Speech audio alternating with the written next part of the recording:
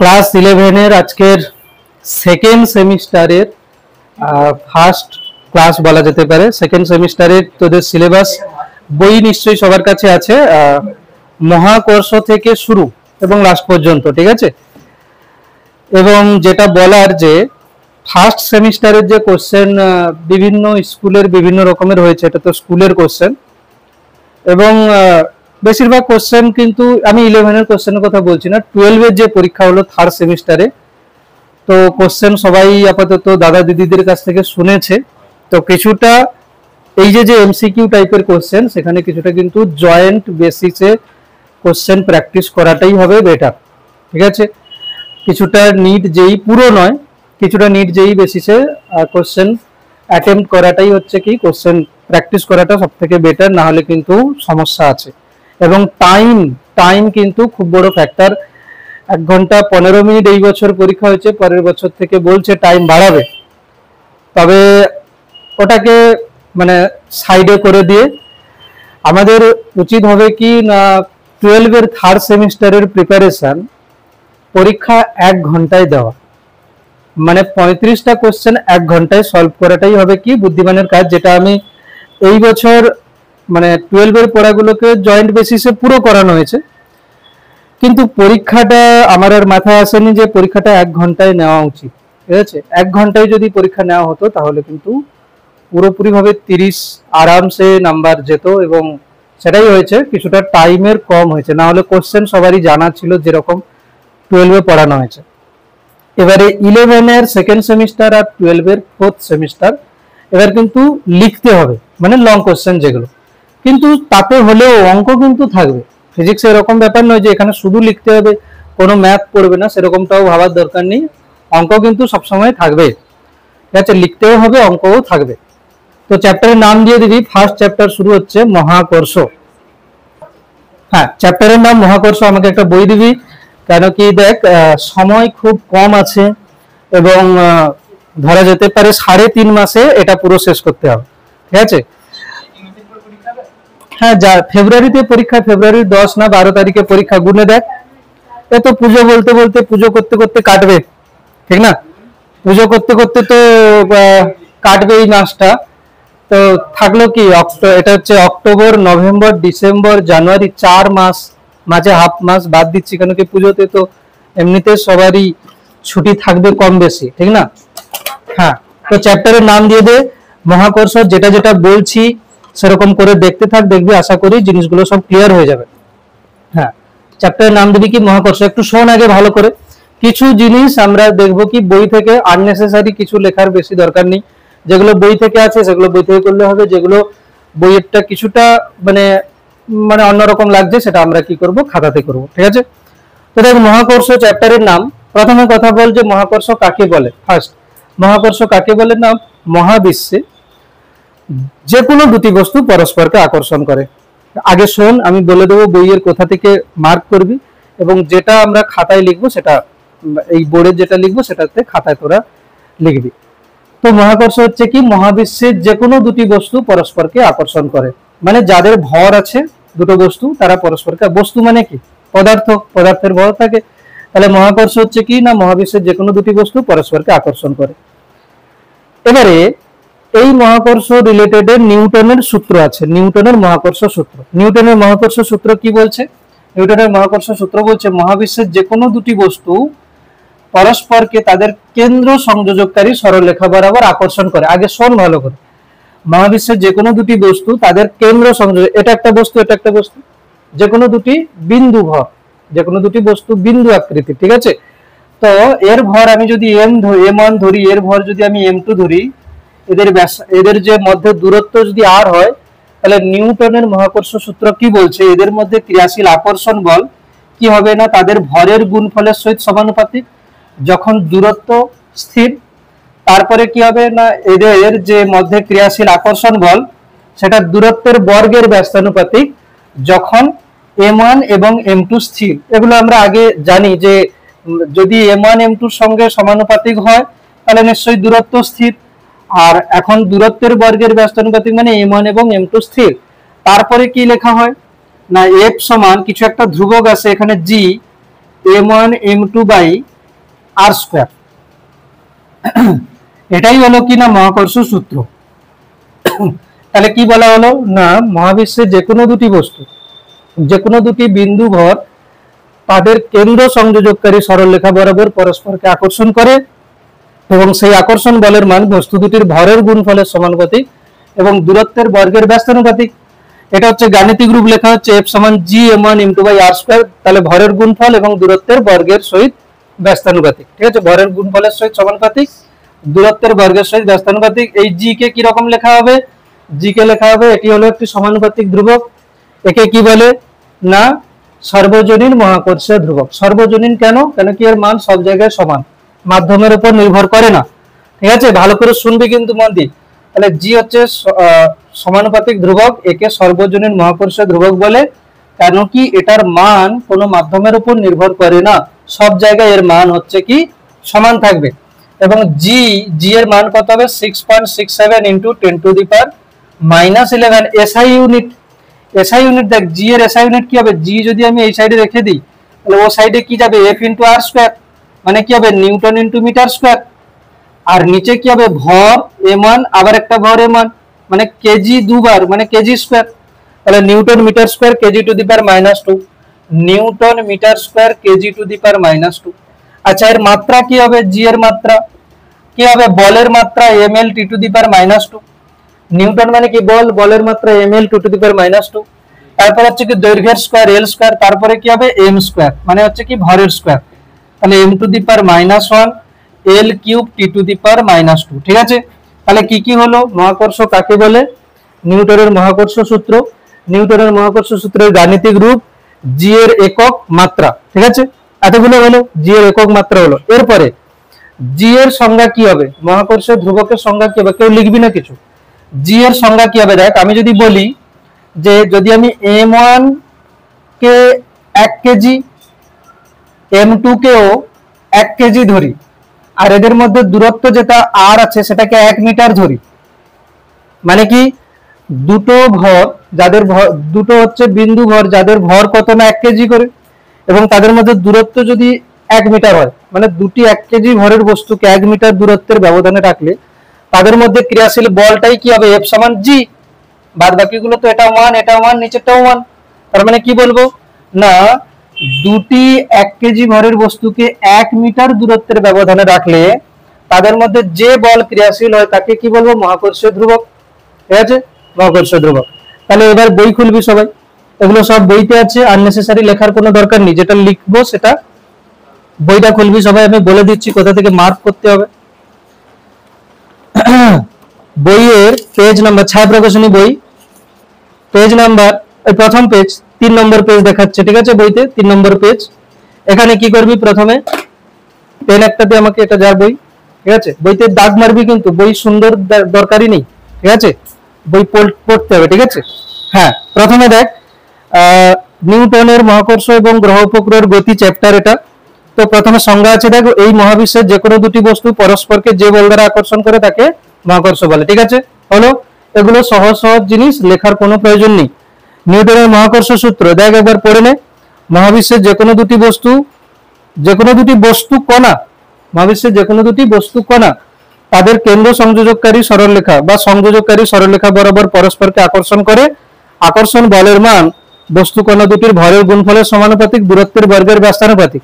আশা করি কোনো প্রবলেম নেই। ঠিক আছে, এভাবে এখানে গাণিতিক রূপ আছে, চোখের সামনে দেখা যাচ্ছে। গাণিতিক রূপ খুব একটা কঠিন নয়, যেমনটা বলেছি সেরকম আছে। জি কে সর্বজনীন মহাকর্ষ ধ্রুবক বলে বা সংক্ষেপে মহাকর্ষ ধ্রুবক বলে। ঠিক আছে, এরপরে বইতে ওইখানে প্রসঙ্গত উল্লেখ্য বলে আছে, দেখ নিউটনের মহাকর্ষ সূত্রে আমরা যে ভরগুলো ব্যবহার করছি এটাকে কি বলে? মহাকর্ষীয় ভর। আর নিউটনের দ্বিতীয় গতিসূত্রে আমরা যে F সমান ma ব্যবহার করেছিলাম সেটাকে কি বলে? জড়ত্বীয় ভর বা ইনার্শিয়াল মাস। কিন্তু এটা প্রমাণ করে গেছে কি যে দুটো ভরই একই, মানে মহাকর্ষীয় ভর এবং জড়ত্বীয় ভর দুটি একই। তাহলে এটা হচ্ছে কি এখানে একটু করে আন্ডারলাইন করে দিবি যে মহাকর্ষীয় ভর আর জড় ভর দুটোই কিন্তু একই। ভেক্টর রূপ আমি খাতায় করাবো, ভেক্টর রূপ সবাইকে টুকতে হবে।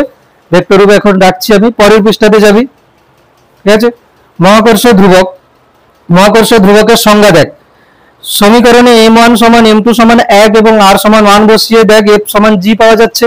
তাহলে সংজ্ঞা কি না, দুটি একক ভর বিশিষ্ট বস্তু কণা একক দূরত্বের ব্যবধানে থেকে পরস্পরকে যে বল দ্বারা আকর্ষণ করে তাকে কি বলে, মহাকর্ষ ধ্রুবক বলে।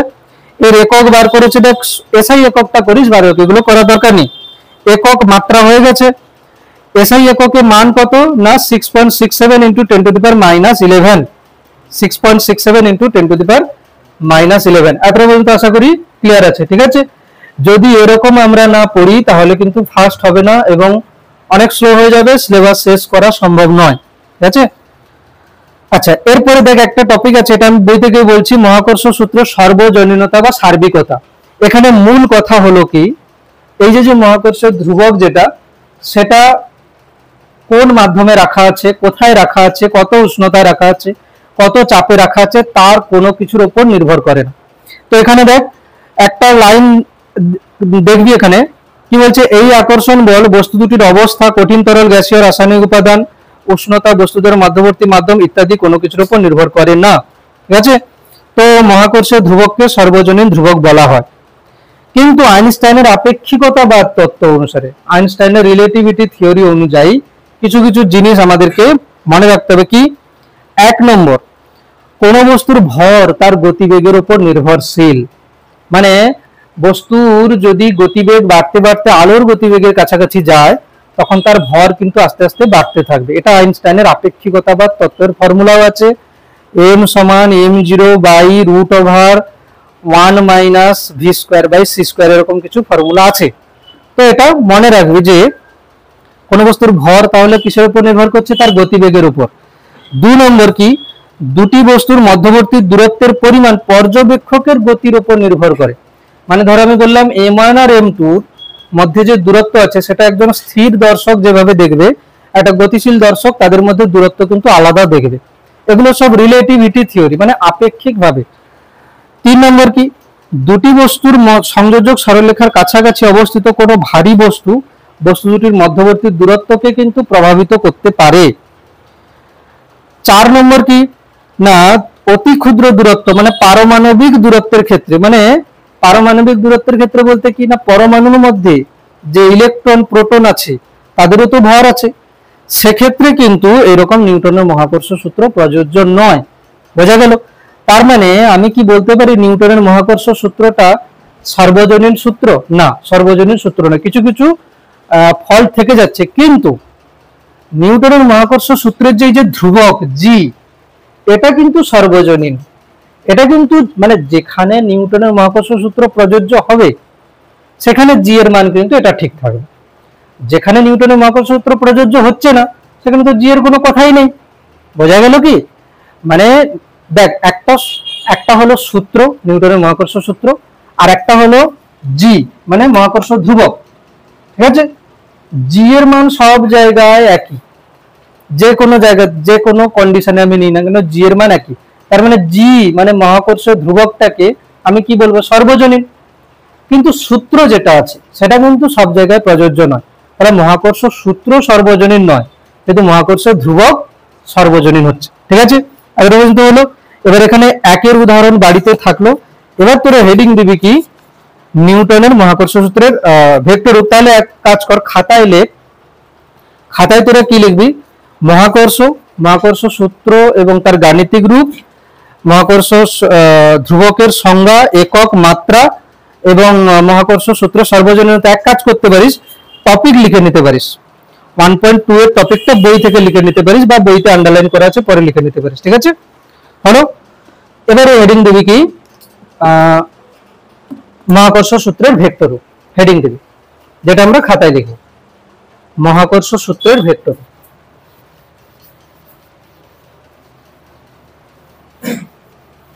ঠিক আছে, মহাকর্ষ সূত্রের ভেক্টর রূপ।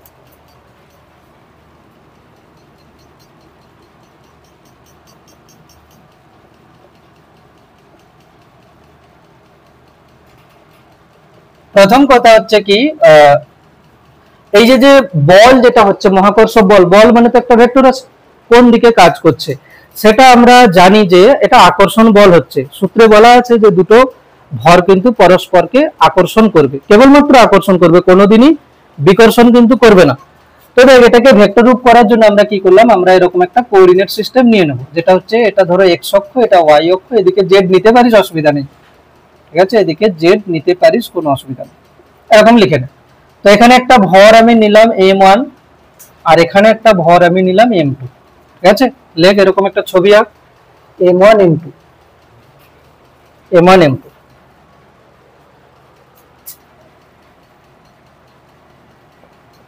r1 ভেক্টর, এটা হচ্ছে r2 ভেক্টর।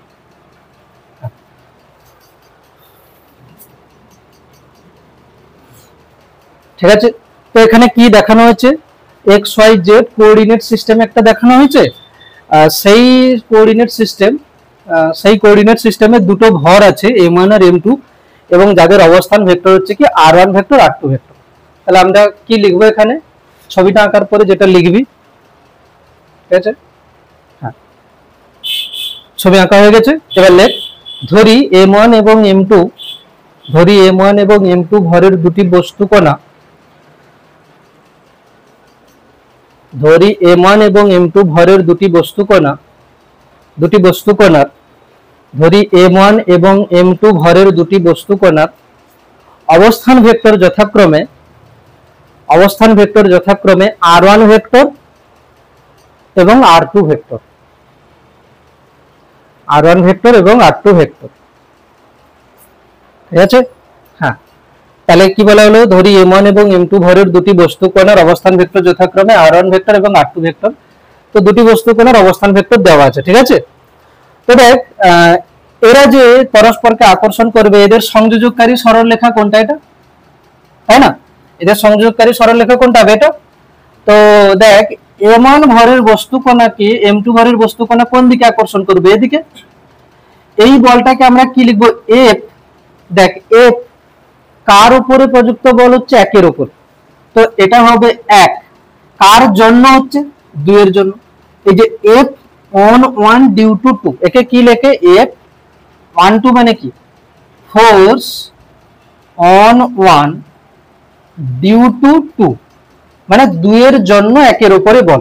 প্রথমে দেখ, F on 1 মানে কি, যার উপরে বল প্রযুক্ত হচ্ছে সেটাকে আগে লিখবি, যার জন্য বল প্রযুক্ত হচ্ছে সেটাকে পরে লিখবি। বাংলায় যদি লিখি তাহলে কি লিখবো,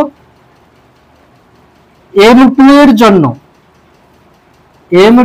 জন্য m1 এর উপর প্রযুক্ত বল, তাই না। m2 এর জন্য m1 এর উপর যার উপরে বল প্রযুক্ত হবে সেটাকে আগে লিখতে হবে। তাহলে ঠিক একই রকম ভাবে F21 মানে কি হবে, এটা F21, এটা হচ্ছে কি F21। আশা করি F21 আর লিখতে হবে না, কি আমি ইংরেজিতে লিখে দিচ্ছি, না হলে ফোর্স অন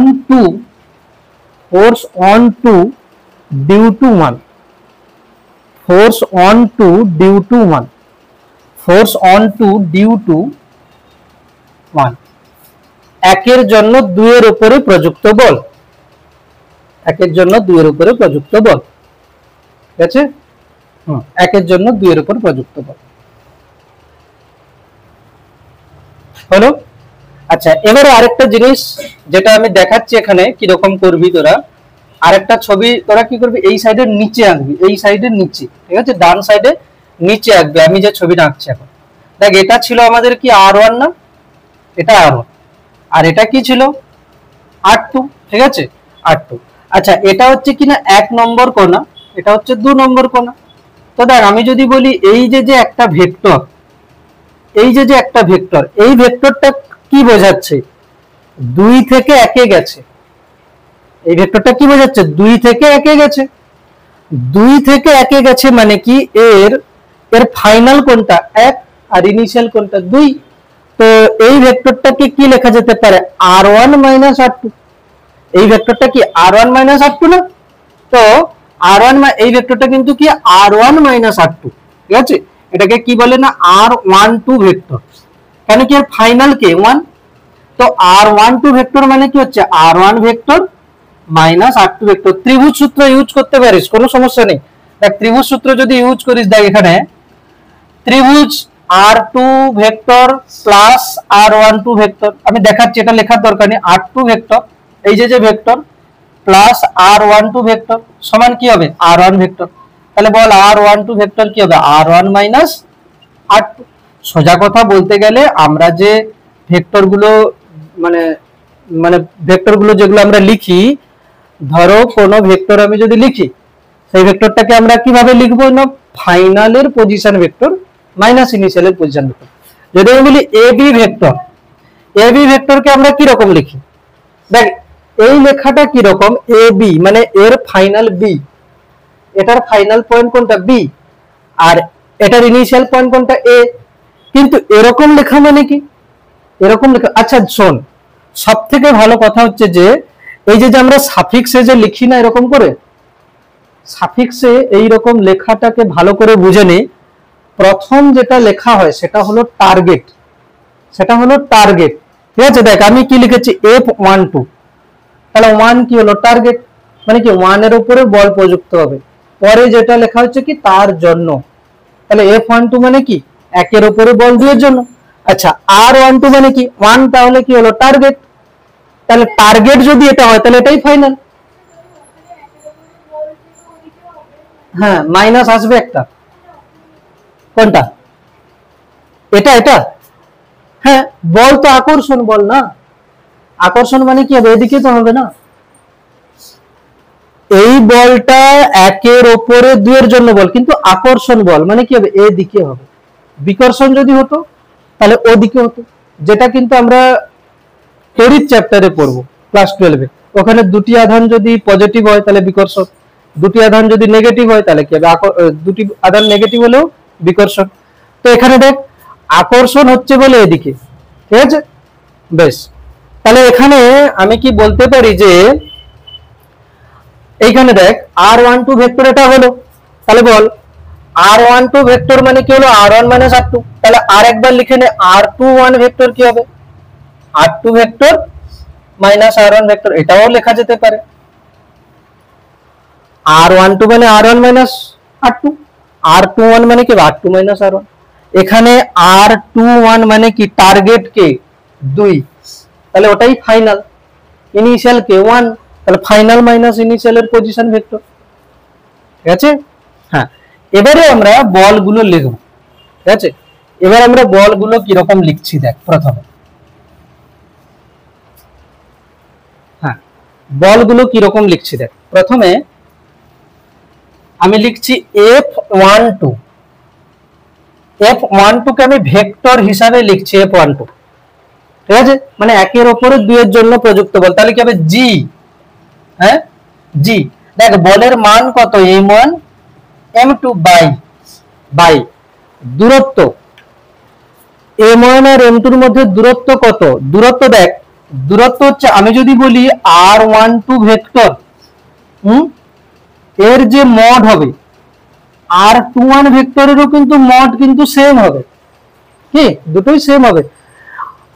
R12 ভেক্টর এবং R21 ভেক্টর এর মান কিন্তু দুজনের সেম হবে।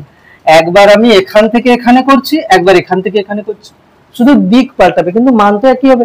তাহলে বল আমি যদি লিখি F12 ভেক্টর, তাহলে কি হবে দেখ G M1 M2 দুটি ভরের গুণফল বাই এদের মধ্যে দূরত্বকে আমি কি লিখবো R12 ভেক্টর তার মড, তাহলে কি হবে দূরত্বের স্কয়ার, দূরত্বের স্কয়ার।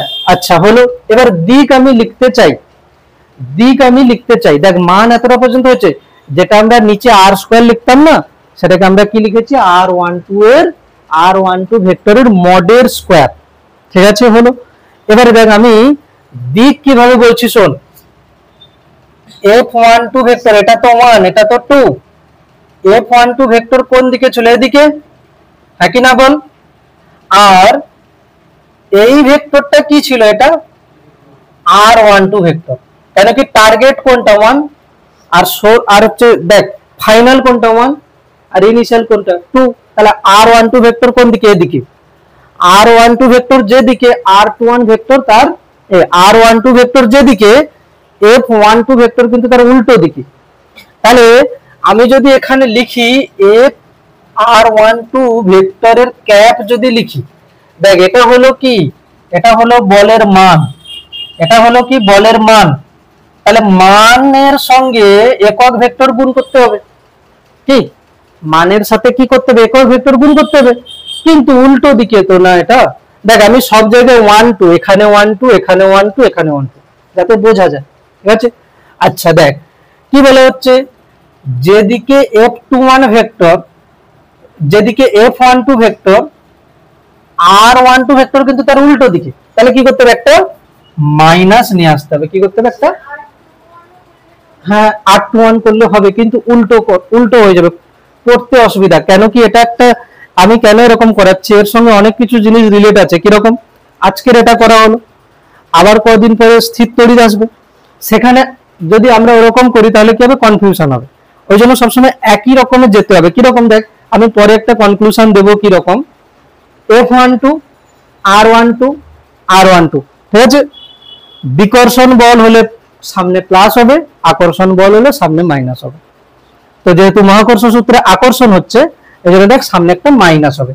কেন, দেখ যদি আধান হতো, ধরো এটা প্লাস এটা প্লাস, তাহলে দেখ এদের কেন্দ্র সংযোজককারী সরলরেখা এটা, তাহলে এটা 1 এটা 2, তাহলে তুই কি লিখতিস, বিকর্ষণ যদি হয় তাহলে এদিকে হবে f12, আর ভেক্টরটাও কিন্তু এটাই কি হচ্ছে r12, তুই নিজেই দেখে নে, যেদিকে f12 সেদিকে r12, তাহলে সামনে আমার মাইনাস দেওয়ার দরকার নেই, প্লাসই হবে।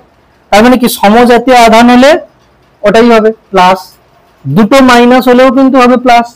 কেন কি, দুটো মাইনাস হলেও বিকর্ষণ করবে, দুটো প্লাস হলেও বিকর্ষণ করবে। একটা প্লাস একটা মাইনাস হলে আকর্ষণ করবে, সামনে মাইনাস আসবে।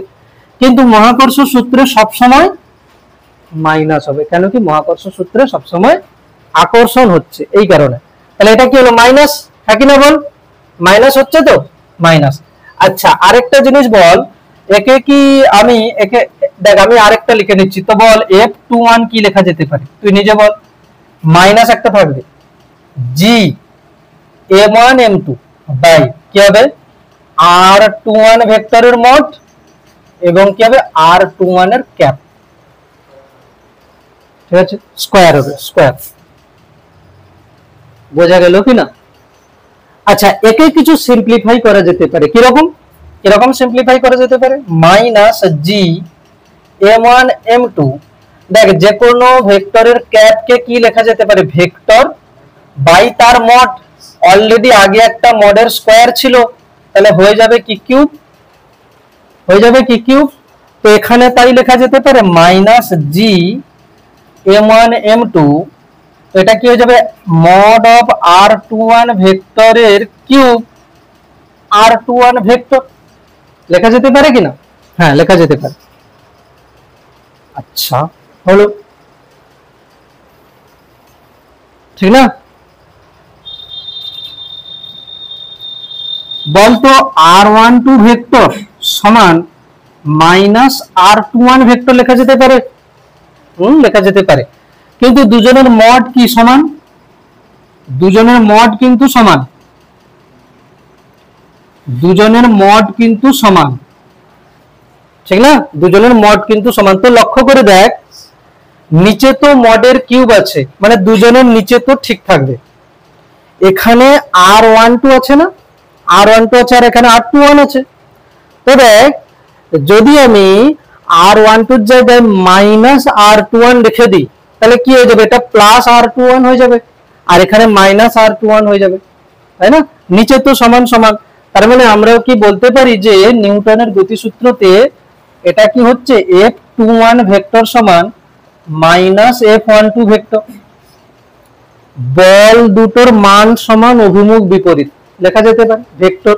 আচ্ছা যদি মান দিয়ে লিখি, f21 সমান f12, বলের মান সমান এবং তারা পরস্পর বিপরীত, মানে ক্রিয়া প্রতিক্রিয়া, হ্যাঁ মানে হচ্ছে দুটি বলের মান সমান এবং তারা পরস্পর বিপরীত দিকে, মানে নিউটনের গতিসূত্র কিন্তু নিউটনের হচ্ছে নিউটনের মহাকর্ষ সূত্র কিন্তু নিউটনের তৃতীয় গতিসূত্র মেনে চলছে, একই না। নিউটনের মহাকর্ষ সূত্র, নিউটনের তৃতীয় গতিসূত্র মেনে চলছে, মানে ক্রিয়া এবং প্রতিক্রিয়া সমান এবং বিপরীত। তাহলে দেখ, তাহলে কনক্লুশন কি হচ্ছে শোন, সামারি কি লিখবি, সামারি কি লিখবি দেখ, সামারি লিখবি কি, বা নোট বলে আমি লিখে দিচ্ছি, কোথাও F12 সমান, ধরো আমি লিখছি এখানে G M1 M2 by R12 ভেক্টরের মডের কিউব, R12 ভেক্টর সামনে মাইনাস, এই মাইনাস কি বোঝায় না আকর্ষণ বল বোঝায়, কি বোঝায় আকর্ষণ বল বোঝায়, ঠিক আছে, আকর্ষণ বল বোঝায়। এখানে অনেকে বুঝতে পারে না যে কে আগে হবে কে পরে হবে, এর সব থেকে একটাই প্রসেস যেখানে পুরো ঝঞ্ঝাট একদম চলে যাবে, সেখানে হচ্ছে কি প্রথমটা হলো কি টার্গেট, পরেরটা হলো কি সোর্স, মানে 1 2 মানে কি এক হলো টার্গেট, ব্যাস, তাহলে বাকিটা বোঝা গেল। তাহলে একটাই কোশ্চেন দিচ্ছিলে 2 কেজি এবং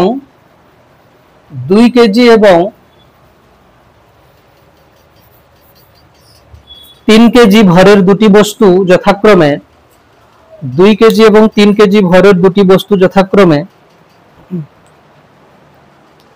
2 কেজি এবং 3 কেজি ভরের দুটি বস্তু যথাক্রমে 2,1,3 এবং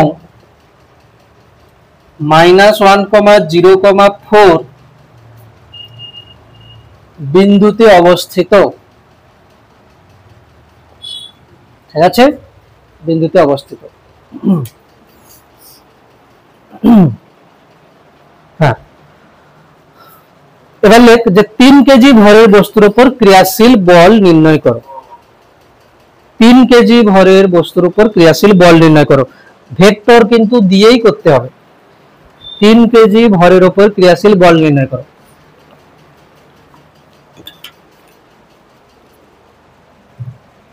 শোন, আগে ক্লিয়ার কর এটাকে, একটা ভর কত 2 কেজি, ঠিক আছে, আগে দেখ আর একটা ভর কত 3 কেজি।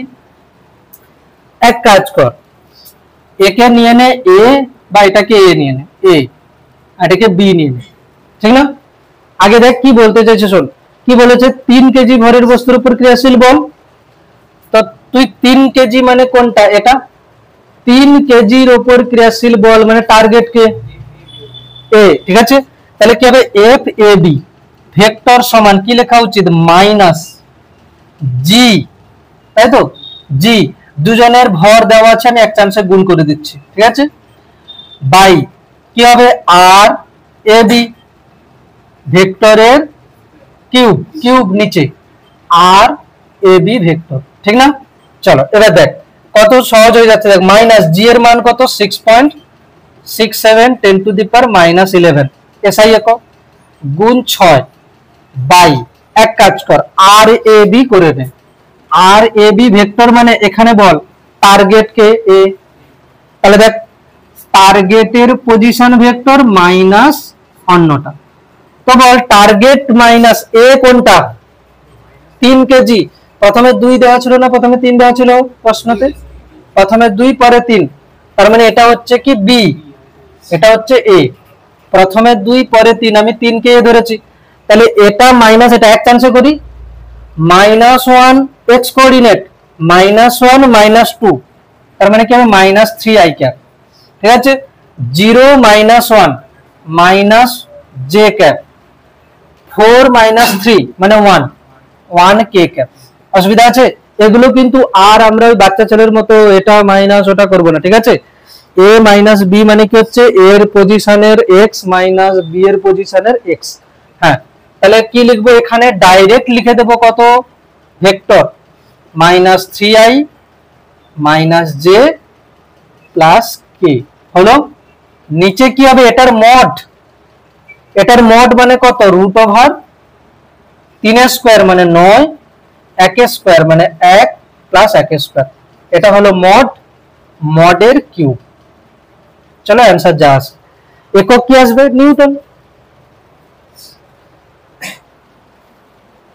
এই কোশ্চেন যদি পরীক্ষায় দেয় স্টুডেন্ট ভাবে কি বিশাল কিছু দিয়ে দিয়েছে মনে হয়, কিন্তু লক্ষ্য ঠিক থাকা উচিত না। এই যে দেখ, এই ফরম্যাটটা দেখ আগে ভালো করে। ওই যে বললাম যে টার্গেট আর সোর্স কোনটা, এটা যদি ক্লিয়ার থাকে বাদ বাকি সব সহজ। কি করেছি দেখ, প্রথমে একটা মাইনাস আসবে, কেন কি আকর্ষণ বল। বাদ বাকি কাজ দেখ, F A B R A B R A B. এই জন্য বলছিলাম যে তুই বলছিলিস না তখন যেখানে তো বিএ লিখতে পারি, বিএ লিখলে দেখ নিজেদের মধ্যে কনফিউশন হবে, কিরকম আমি এ বি লিখবো তো সব জায়গায় এ বি লিখবো, তাই না? যেখানে দেখবো যে বল আকর্ষণ হচ্ছে সামনে মাইনাস, বিকর্ষণ হলে প্লাস। এবার তড়িৎ চ্যাপ্টারে গেলে কি হবে, শুধু জি এর জায়গায় কত চলে আসবে 1/4πε0, আর ভর গুলোর জায়গায় কি চলে আসবে Q1 Q2। এবার বল একটা আধান প্লাস একটা আধান মাইনাস, মানে কি অটোমেটিকলি আকর্ষণ বল মাইনাস হবে, দুটোই মাইনাস আছে, মাইনাসে মাইনাসে প্লাস, অটোমেটিকলি প্লাস হবে। তো এটা হলো কি মাইনাস জি, এগুলো আছে সব, এটা জি এর মান, এটা 2 × 3, দেন আর এ বি মানে আর এ মাইনাস আর বি, এটা হলো ভেক্টর, নিচে ওই ভেক্টরটার মড, ওই ভেক্টরটার মড মানে কি হবে রুট ওভার -3 মানে 9। অ্যান্সার যাই এসে আসুক, আমি তো অ্যান্সার বের করতে বলিনি, অ্যান্সার যাই এসে আসুক, প্রসেস আগে বোঝ, ঠিক আছে? প্রসেস বোঝা গেছে তো, এখানে অ্যান্সার তোদেরকে করারই দরকার নেই, ঠিক আছে? হলো, এবার লেখ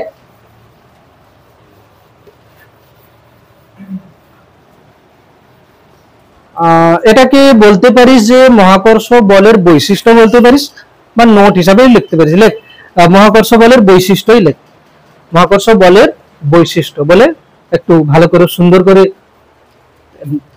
হেডিংটা দিবি, মহাকর্ষ বলের বৈশিষ্ট্য।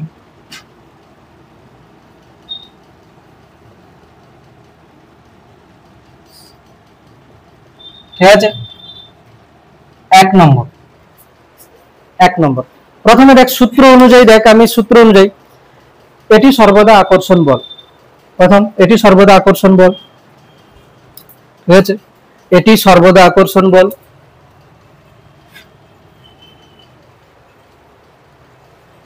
এটি সর্বদা আকর্ষণ বল। 2 নম্বর,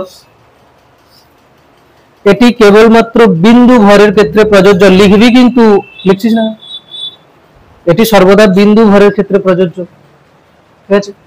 এটি সর্বদা বিন্দু ভরের ক্ষেত্রে প্রযোজ্য, ঠিক আছে?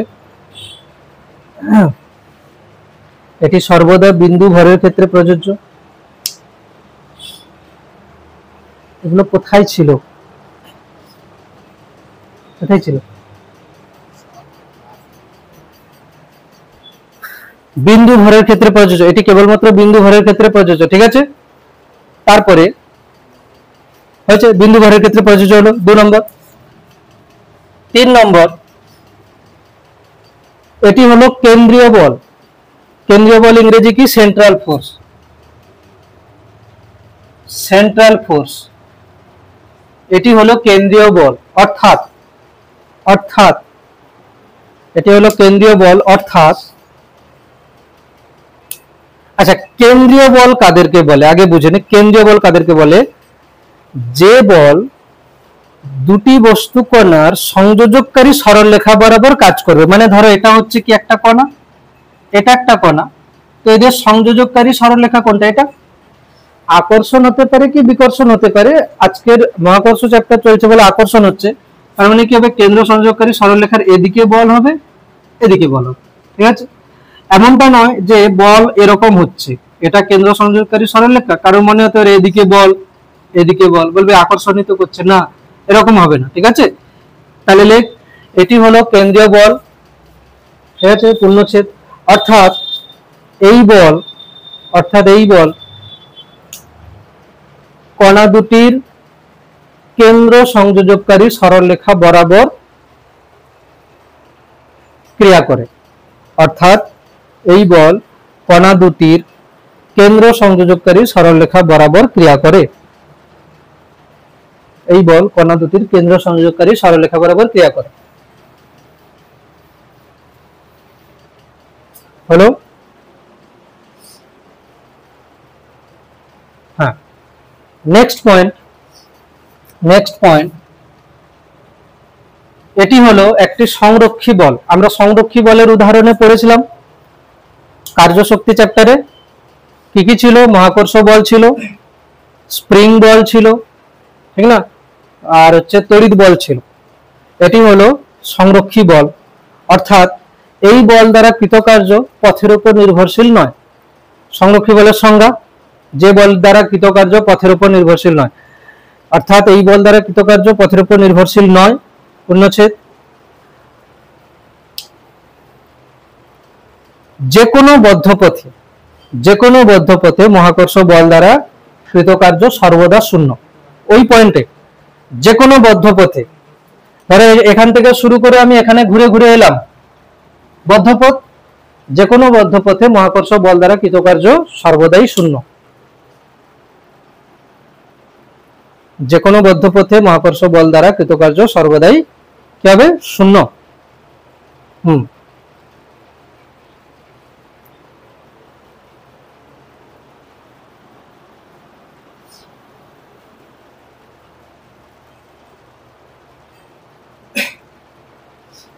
ক্লিয়ার? যে কোনো বদ্ধপথে মহাকর্ষ বল দ্বারা কৃতকার্য সর্বদাই শূন্য হচ্ছে। ঠিক আছে, এগুলো হলো পয়েন্ট। তারপরে এই বল মাধ্যমের প্রকৃতির উপর নির্ভরশীল নয়। মাধ্যমের, এরকম লিখে দেন, মাধ্যমের প্রকৃতির উপর নির্ভরশীল নয়। মাধ্যমের প্রকৃতির উপর নির্ভরশীল নয়। মানে আমি দুটো বস্তু কণাকে বায়ুতে রাখলে যে বল হবে তাদের মধ্যে দূরত্ব ঠিক রেখে যদি আমি জলেও রাখি তাদের মধ্যেও কিন্তু বল কি হবে? সেম হবে। ঠিক আছে? হ্যাঁ, তারপরের পয়েন্ট লিখবি। তারপরের পয়েন্ট, দুটি বিন্দু ভরের মধ্যে ক্রিয়াশীল বল, দুটি এমসিকিউ প্রত্যেক চ্যাপ্টারে আছে, ও আগে থেকে ছিল, এমসিকিউ আছে, লং কোশ্চেনও আছে। ঠিক আছে? হ্যাঁ, দুটি বিন্দু ভরের মধ্যে ক্রিয়াশীল বল অপর কোনো তৃতীয় ভরের উপস্থিতির উপর নির্ভরশীল নয়। দুটি বিন্দু ভরের মধ্যে ক্রিয়াশীল বল অপর কোনো তৃতীয় ভরের উপস্থিতির উপর নির্ভরশীল নয়। মানে কি বলতে চাইছে একবার বুঝে নে এটাকে। এটাই কিন্তু পরবর্তীকালে তোদের ক্লাস 12-এ উপরিপাতের নীতি বা প্রিন্সিপাল অফ সুপারপজিশন হয়ে যাবে। মানে চার্জের ক্ষেত্রেও সেম। অ্যাকচুয়ালি মহাকর্ষ চ্যাপ্টার যে যত ভালো করে পড়বি তার একটা বেনিফিট হবে ক্লাস 12-এ গিয়ে তড়িৎ চ্যাপ্টার সেম ক্যালকুলেশন, সব সেম, শুধু জি এর জায়গায় 1/4πε0 আর m1 m2 এর জায়গায় q1 q2, ব্যাস, বাদ বাকি সব সেম। ঠিক আছে? যা যা ক্যালকুলেশন করবি। আচ্ছা দেখ, ধরো বলা হলো এটা হচ্ছে কিনা m1 ভর, এটা m2 ভর, লিখবি না কেউ m2 ভর। এখন এদের মধ্যে ক্রিয়াশীল বল একটা আছে। আমি যদি বলি এখন আমি m3 ভরকে নিয়ে এসেছি, এখন যদি জিজ্ঞেস করি m1 আর m2 এর মধ্যে ক্রিয়াশীল বল, আগে যা ছিল তাই। তবে হ্যাঁ, যদি বলি যে m2 এর উপরে মোট বল কত, তাহলে দেখ m1 m2 কে এদিকে টানছে আর m3 m2 কে এদিকে টানছে, তাহলে দুটো বলের লব্ধি হয়ে যাবে। বোঝা গেল কি? কিন্তু m1 আর m2 এর মধ্যে যে বলটা ছিল সেটা কিন্তু m3 আসার জন্য কোনো রকম ভাবে চেঞ্জ হবে না। হ্যাঁ, নতুন একটা বল লাগবে এর উপরে m3 এর জন্য, কিন্তু আগেরটার কোনো চেঞ্জ হবে না। তাহলে বল, যদি আমি বলি এখানে একটা m ভরের বস্তু আছে, এর আশেপাশে অনেক ভর আছে, তাহলে এর উপরে যদি আমি মোট বল বার করতে বলে তাহলে কি হবে? এর জন্য এদিকে বল, এর জন্য এদিকে বল, এর জন্য এদিকে বল, এর জন্য এদিকে বল। তো আমি যতগুলো বল আছে সবগুলোকে ভেক্টর যোগফল করে দিলে এর উপরে মোট বল পাওয়া যাবে। হ্যাঁ কি না? ক্লিয়ার হচ্ছে তো? চল, ঠিক আছে। এগুলো ছিল কি মহাকর্ষ বলের বৈশিষ্ট্য। ঠিক আছে? মহাকর্ষ বলের বৈশিষ্ট্য হলো, ভেক্টরও বলো।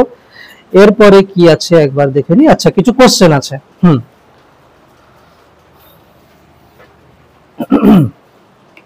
চল একটা কোশ্চেন লে। ক্যাপিটাল এম ভরের বস্তুকে কোশ্চেন, ক্যাপিটাল এম ভরের বস্তুকে ক্যাপিটাল এম ভরের বস্তুকে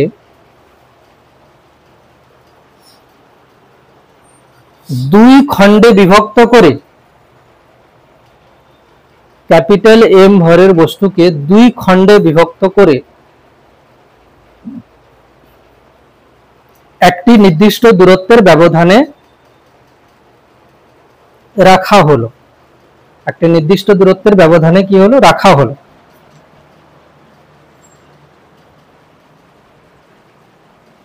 ঠিক আছে, কণা দুটির ভর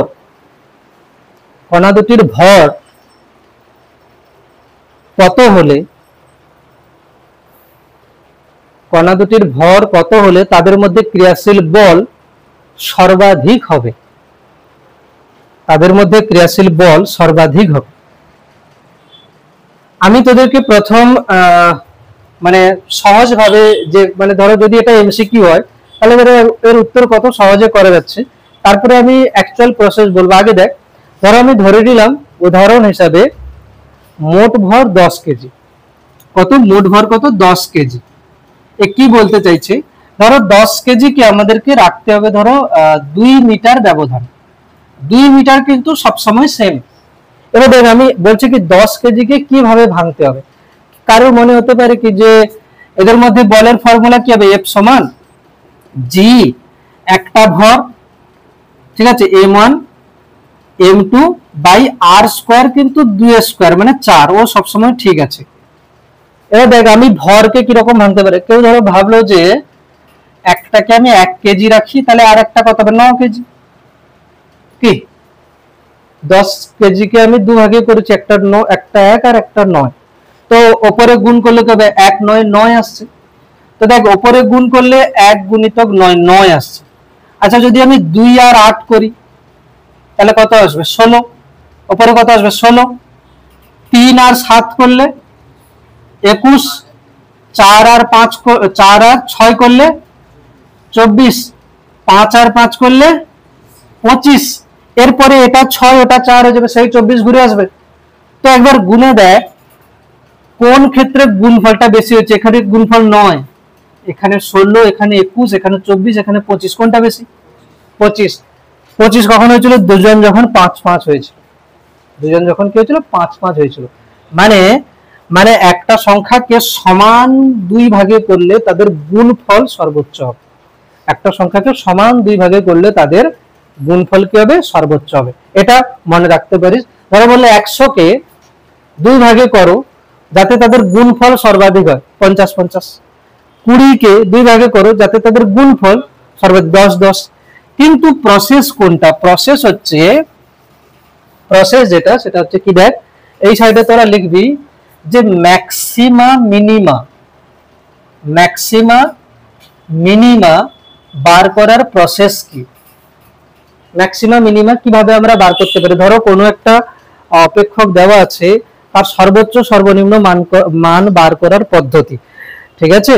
তো ধরো আমি বললাম যে ধরো তোকে বললো কি দে যে y সমান f of x, y সমান f of x মানে কি, y হলো x এর একটা অপেক্ষক, মানে কি y টা x এর উপর নির্ভরশীল।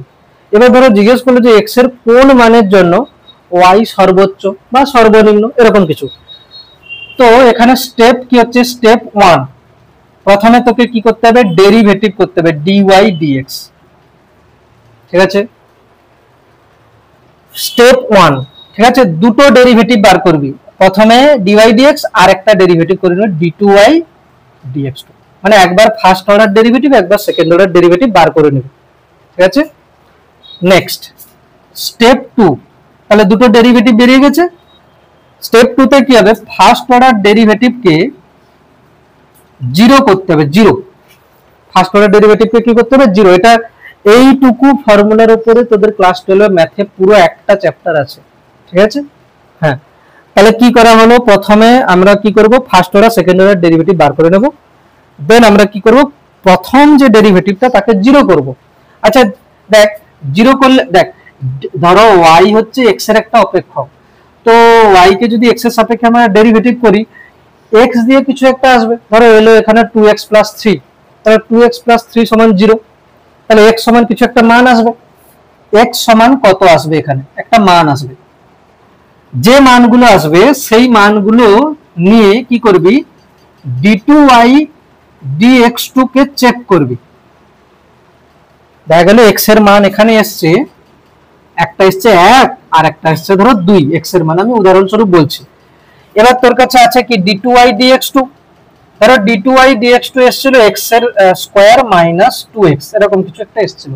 তাহলে তুই কি করবি, এই যে ফার্স্ট অর্ডার ডেরিভেটিভ 0 করার পরে যে মানগুলো এসছে, ধরো 1 নিয়ে গিয়ে এখানে বসাবি, x এর জায়গায় 1 বসাবি, বসালে কি আসবে, কিছু একটা মান আসবে।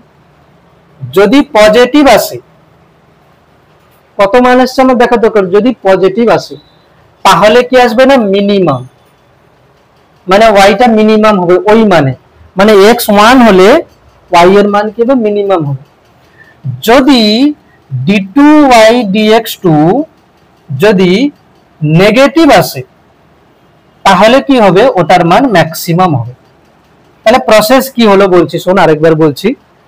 কারোর ম্যাক্সিমাম বা মিনিমাম মান আমাদেরকে বার করতে হবে। প্রসেস কি, একবার ডেরিভেটিভ আবার একবার ডেরিভেটিভ হলো। প্রথম ডেরিভেটিভকে 0 করবি, 0 করলে কিছু মান পাওয়া যাবে, সেই মানগুলো নিয়ে দ্বিতীয় ডেরিভেটিভে চেক করতে হবে। যদি দ্বিতীয় ডেরিভেটিভ পজিটিভ আসে তাহলে মানটা কি হবে, মিনিমাম, মানে উল্টো। যদি দ্বিতীয় ডেরিভেটিভ পজিটিভ আসে তাহলে মানটা হবে কি, মিনিমাম। দ্বিতীয় ডেরিভেটিভ যদি নেগেটিভ আসে তাহলে মান হবে কি, ম্যাক্সিমাম। তাহলে আমরা শর্টে কি লিখবো, এখান থেকে d2y dy dx 0 করেছি, দেন সাইডে কি লিখবো, d2y dx2 গ্রেটার দেন 0, মানে কি পজিটিভ, তাহলে মান কি হবে, মিনিমাম। ঠিক আছে, y মিনিমাম হয়ে যাবে, y মিনিমাম। যদি d2y dx2 লেস দেন 0 মানে কি, নেগেটিভ, তার মানে কি হবে, তখন y হয়ে যাবে কি না, ম্যাক্সিমাম, y হয়ে যাবে কি না, ম্যাক্সিমাম। এটা হলো প্রসেস। তাহলে দুটো ডেরিভেটিভ বার করতে হবে। প্রথম ডেরিভেটিভ 0 করলে যে মান পাওয়া যাবে সেই মানগুলো নিয়ে সেকেন্ড ডেরিভেটিভে চেক করতে হবে। পজিটিভ এলে মিনিমাম মান, নেগেটিভ এলে ম্যাক্সিমাম মান। বোঝা গেল? এবার অঙ্ক আমরা করি, তাহলে বুঝে যাব। হ্যাঁ, অঙ্ক করছি, দেখ। বলা হয়েছিল যে দুটো ভর, একটা ভর m কে দুভাগে করেছি। আমি ধরে নিচ্ছি একটা ভরকে আমি নিয়েছি x, তাহলে বাকিটা কি হবে, m - x, বাকিটা কি হবে, m - x। আচ্ছা, এদের মধ্যে দূরত্ব কিন্তু r ধ্রুবক। আমাকে বলতে পারবি এখানে ধ্রুবক কে কে? ক্যাপিটাল M কিন্তু ধ্রুবক, কিন্তু ওটা মোট ভর। আচ্ছা, r ও কিন্তু ধ্রুবক, ঠিক আছে। তাহলে বল এখানে বল কত হবে, F কত হবে, F সমান g, একজনের ভর কত, m - x, বাকি জনের ভর কত, x বাই দূরত্বের স্কয়ার। ঠিক না, হয়েছে তো? আচ্ছা, এখানে ধ্রুবক কে কে, কনস্ট্যান্ট কে কে, g ধ্রুবক, ঠিক আছে। এখানে g, m, r এগুলো হচ্ছে কি কনস্ট্যান্ট। তাহলে f কার উপরে নির্ভরশীল হচ্ছে, x এর উপরে, যেমন ভাবে x হবে। তাহলে f হলো কি, x এর একটা অপেক্ষক। তাহলে আমাকে f এর সর্বোচ্চ মান চাইছে, f এর সর্বোচ্চ। তাহলে আমি প্রথমে কি করব, df বাই dx, ঠিক আছে। আচ্ছা, সেকেন্ড অর্ডার ডেরিভেটিভ না আননেসেসারি করবি না, ফিজিক্সের ক্ষেত্রে সেকেন্ড অর্ডার ডেরিভেটিভ পর্যন্ত আমাদের যেতে হয় না, ফার্স্ট অর্ডারেই কাজ চলে যাবে, ঠিক আছে। কি করে হচ্ছে দেখ, প্রথম ফার্স্ট অর্ডার ডেরিভেটিভ দেখ কত হচ্ছে, এক কাজ করে কে না, প্রথমে গুণ করে নে, f সমান g বাই r স্কয়ার, গুণ করে নে, কত হবে, mx মাইনাস x স্কয়ার, তাই না? হ্যাঁ, তো একে যদি আমি ডেরিভেটিভ করি, তাহলে এখানে ধ্রুবক কে, g by r square, g by r square যেমন কে তেমন থাকলো। চল ভেতরে ডেরিভেটিভ করছি, mx, m তো ধ্রুবক, m থেকে গেল, x এর ডেরিভেটিভ x এর সাপেক্ষে 1 মাইনাস x স্কয়ারের ডেরিভেটিভ 2x, বাস। এটা হলো first order derivative. First order ডেরিভেটিভকে কি করতে হবে, 0, হ্যাঁ দুটোই m/2 বের হবে। তাহলে ফার্স্ট অর্ডার ডেরিভেটিভকে 0 করলে কি হবে, df বাই dx সমান 0, তাহলে কত হবে, এটাকে দেখ g/r² m - 2x সমান 0। তো কত হয়ে যাবে এটা, m - 2x সমান, দেখ r² 0 এর সাথে গুণ হবে, g ডিভাইড হয়ে যাবে, মানে পুরোটাই 0। তাহলে m সমান 2x, তাহলে x সমান কত হবে, m/2। হ্যাঁ, m/2। তাহলে আমরা একটা ভরকে কত নিয়েছিলাম, x, একটা ভরকে কত নিয়েছিলাম, x, x মানে কত, m/2। তাহলে অন্য ভরটা কত হবে, m - x, মানে m - m/2, মানে বাকিটাও কত হচ্ছে, m/2। তাহলে দুটো ভর কত হলো, m/2 m/2। আচ্ছা আচ্ছা আচ্ছা, এবার দেখ এখন কি বলছে যে ফার্স্ট ডেরিভেটিভ তো 0 করতে হয়, ফার্স্ট ডেরিভেটিভ 0 করে x এর মান কত, m/2। এবারে অনেকের মনে হতে পারে যে এই x এর মানের জন্য বল সর্বোচ্চ হবে, তার কি মানে আছে, সর্বনিম্নও তো হতে পারে। তো এটা করার জন্য দেখ চেক করতে হবে, চেক করলে কি হচ্ছে দেখ, একবার চেক কর এটা ছিল কি না first order derivative, first order derivative. তাহলে আরেকবার ডেরিভেটিভ কর, ডেরিভেটিভ করলে তুই নিজেই বুঝে যাবি যে কত আসছে। এটা ছিল তো, এটা df/dx, তো ডাবল ডেরিভেটিভ কর, দেখ কত আসছে, d2f dx2 সমান এত ধ্রুবক g/r² যেমন আছে থাক। m এর ডেরিভেটিভ কি হবে, 0, -2x এর ডেরিভেটিভ -2, দেখ -2g/r², দেখ অটোমেটিক্যালি নেগেটিভ চলে এসেছে, x নেই, x বসানোরই প্রয়োজন নেই। তার মানে কি, এই ক্ষেত্রে মান সব সময় সর্বোচ্চই হবে, মানে গ্রাফ এরকম কিছু হবে, সব সময় সর্বোচ্চ হবে, মানে কি এরকমই হবে, এটাই সর্বোচ্চ মান। ঠিক আছে, সর্বোচ্চ সর্বনিম্ন দুটো হবে কখন, যদি আবার এরকম হয়, তাহলে এখানে একটা সর্বনিম্ন মান আসবে। তো এই গ্রাফ সবসময় কি হবে, উল্টো উল্টো পরাবৃত্ত, ইনভার্টেড প্যারাবোলা, উল্টো পরাবৃত্ত। ঠিক আছে, তো কিছু কিছু ক্ষেত্রে আমাদেরকে চেক করার প্রয়োজন নেই, কেবলমাত্র সর্বোচ্চ মান বলেছে। একবার দেখ, যখন দেখবি ফার্স্ট অর্ডার ডেরিভেটিভ করে, পরীক্ষায় কি লিখবি, এমসিকিউ হলে তো হাফ হাফ লিখে দিবি, কিন্তু লেন্দি কোশ্চেনে কি লিখবি তখন। ঠিক আছে, আমি তো ওই জন্য বললাম তো প্রথমে হাফ হাফ তো হচ্ছে, চল হাফ হাফ তো হলো, তাহলে সর্বোচ্চ বলটা কত হবে, এফ ম্যাক্সিমামটা কত হবে। দেখ বলের ফর্মুলা কি ছিল, জি, একটা ছিল কত এক্স, একটা ছিল কত m-x/r²। তো ম্যাক্সিমাম কত হবে, এফ ম্যাক্সিমাম, তাহলে জি, এক্স মানে কত m/2, m - x মানে কত আবার m/2, আর নিচে কত হচ্ছে r², তাহলে কত হবে gm²/4r²। সর্বোচ্চ বলটা হয়ে যাবে এত, বল তো সর্বোচ্চ হবে, কিন্তু সর্বোচ্চ বলের মানটা কত, এটাই সর্বোচ্চ বলের মান কত হচ্ছে এটাই।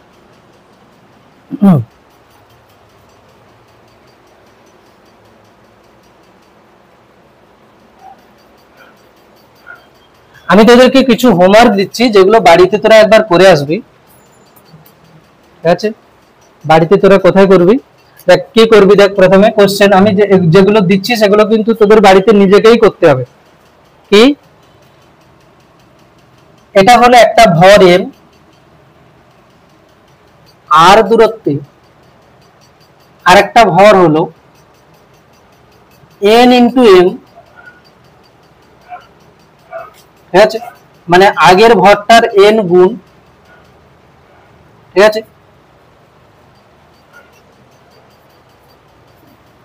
প্রশ্ন হলো যে কোথায়, লেফট সাইডে লেখ, কোথায় কোথায়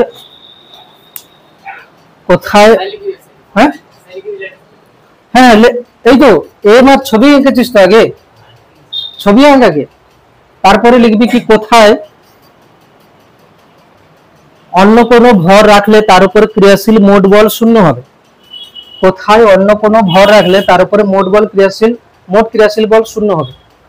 কোথায় অন্য কোনো ভর রাখলে তার উপরে ক্রিয়াশীল মোট বল 0 হবে।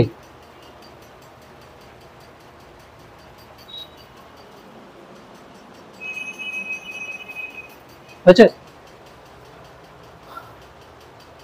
এই কোশ্চেন করার জন্য তুই এক কাজ করবি, দেখ কি করবি। হ্যাঁ দেখ এখানে একটা লজিক কি বলছে, সাপোজ ধরো তোর মনে হলো আমি এই দিকে রাখবো, তুই উদাহরণস্বরূপ ধরে নে 1 কেজি ভর ধরবে, 1 কেজি, 1 কেজি। দেখ এই ভর কি করবে, একে আকর্ষণ করবে, এদিকে আকর্ষণ করবে, হ্যাঁ কি না?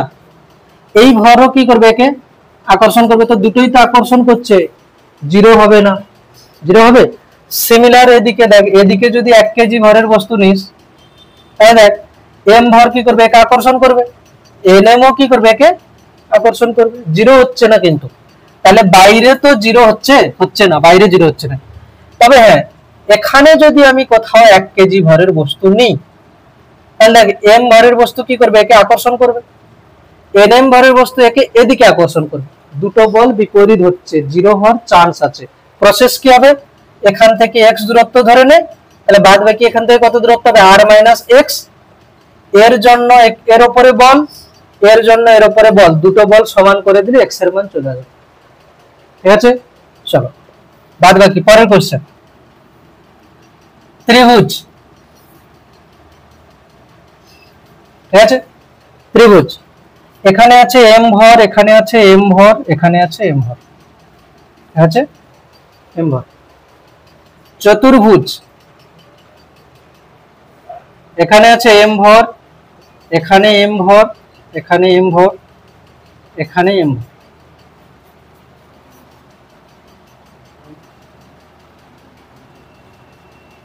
ষড়ভুজ, প্রত্যেকটাতে m ভর আছে।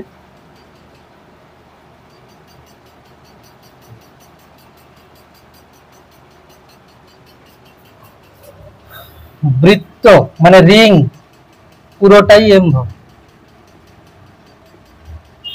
প্রশ্ন হলো এদের কেন্দ্রে বল কত হবে, সবার কেন্দ্রে বল কত হবে, ঠিক,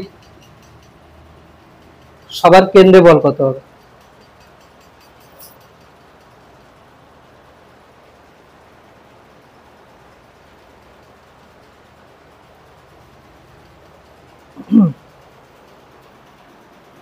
আছে সবার কেন্দ্রে কত করে বল হবে।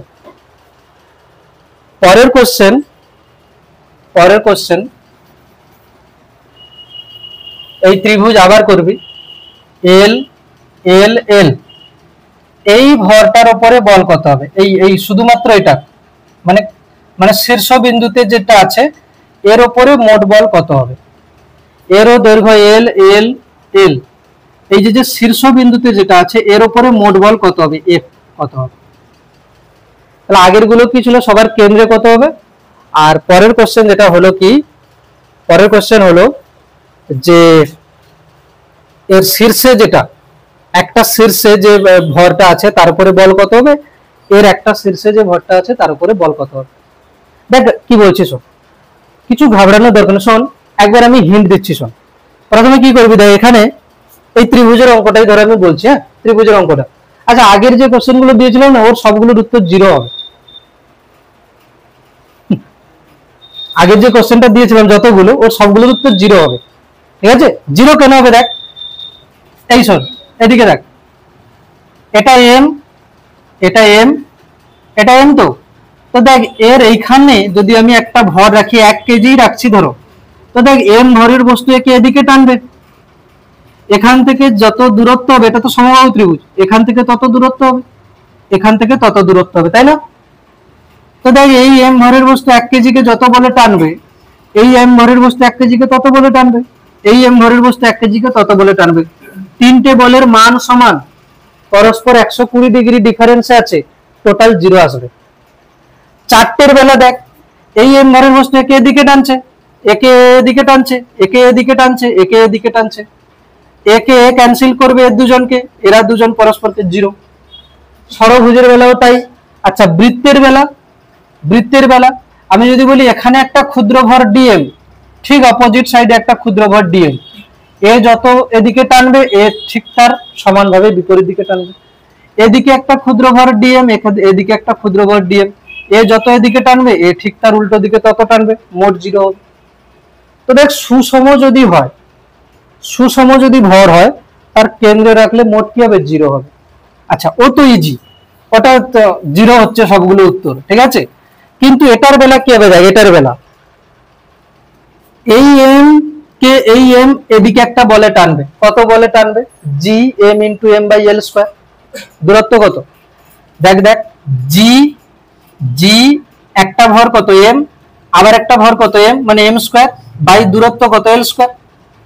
এই এম ভরকে এদিকে টানবে, কেন্দ্র সংযোগ করে সরলরেখা এদিকে কত, জি একটা ভর এম আবার একটা ভর এম, মানে M square by L square. দুটো বলের মান সমান, পরস্পর কত কোণ করেছে, 60 ডিগ্রি। তাহলে লব্ধি কত হবে, G M square by L square √3। কিছু আছে কোশ্চেনে? এইগুলো হলো ভাবনা চিন্তা, যেগুলো লোকে ভাবে কি বিশাল কঠিন জিনিস, আর পরীক্ষাতে ভালো যদি কোশ্চেন হয় ঠিক এই রকম টাইপের কোশ্চেন আছে, যেখানে ভাবে কি যে এগুলো তো বইতে নেই, কিন্তু আর ঠিক এই বছর পরীক্ষাতে কিছু কিছু জিনিস এইরকম, মানে এই কোশ্চেন গুলো ছিল না, বাট এইরকম প্রসেসে ছিল, ঠিক আছে। যেমন এই কোশ্চেনটা তোরা করে আয়, আমি পরের দিন একটা জিস্ট বলবো, যেখান থেকে তুই যে টাইপের কোশ্চেন করবি চলে আসবে উত্তর, ঠিক আছে। পরের কোশ্চেন, এম, এটা একটা ভর এম, ঠিক আছে, এর মধ্যে ডিস্টেন্স কত আছে ডি, এদের মধ্যবিন্দুগামী এবং লম্ব সমদ্বিখণ্ডক এক্স, এইখানে একটা ভর আছে এম নট, এম নটের উপর ক্রিয়াশীল মোট বল, ক্রিয়াশীল মোট বল। কি প্রসেস, দেখ এম নটের উপর বল বার করতে বলেছে, এখানে বাকি কজন আছে, দুজন, বাকি কজন আছে দুজন। তাহলে দেখ এম নট কে এম যে বল প্রয়োগ করবে সেটা কোন লাইন বরাবর, এই লাইন বরাবর, তো এই লাইন বরাবর একটা বল আসবে। এই এম নট কে এই এম যে বল প্রয়োগ করবে সেটা কোন দিকে, এই লাইন বরাবর। দুটো বলের মান বার করতে, তাহলে প্রথম কি করতে হবে, তোকে এই দূরত্ব চাই, ত্রিভুজ ইউজ কর, এটা এক্স, এটা d/2 অতিভুজ, ঠিক আছে। এটা একটা বল আসবে, এটা একটা বল আসবে, দুটো বলের মান সমান হবে, মাঝে দুটো বলের মান সমান, তাহলে লব্ধি কি করবে, আসবে 2 ইন্টু একটা বল ইন্টু cos মাঝে কোণ বাই 2। এই কোণকে ধরে নিবি কিছু একটা, এটা আলফা যদি ধরি, যেটা আলফা, তাহলে 2 আলফা বাই 2 মানে আলফা।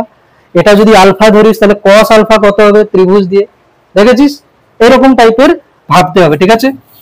চলো এই পর্যন্ত থাকবে আজকের প্রথম দিন, বেশি দিচ্ছি না, ঠিক আছে। পরের দিন হেডিং দিয়ে রাখ বাইনারি স্টার সিস্টেম। আচ্ছা আরেকটা কোশ্চেন দিই, দাঁড়া দাঁড়া দাঁড়া, বাইনারি স্টার সিস্টেম পরে লিখবে, আরেকটা কোশ্চেন দিয়ে দিচ্ছি।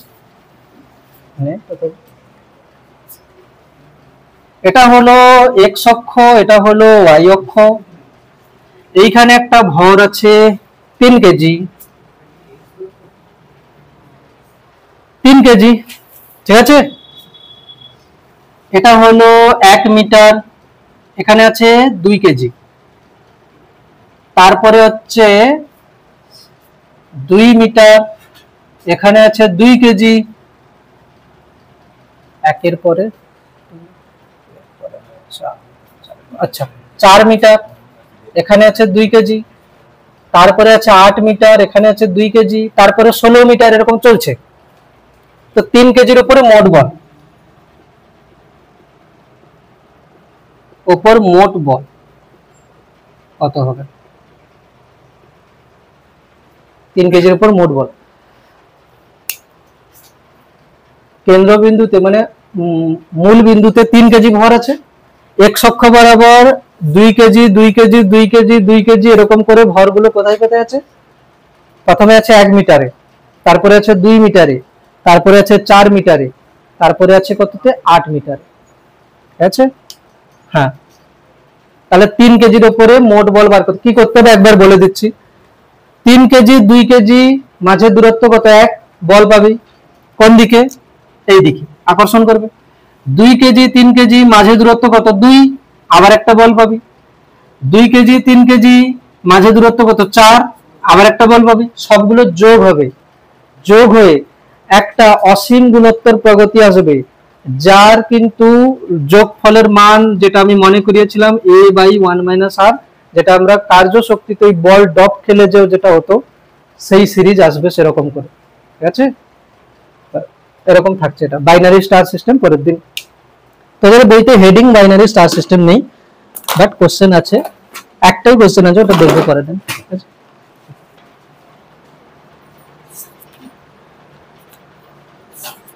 ঠিক আছে। আচ্ছা, আমি আজ যা পড়ালাম ভালো করে সবাই রিভিশন কিন্তু দিয়ে আসবি, কেন কি আমি পড়া ধরবো, সবার লিখতে দেবো।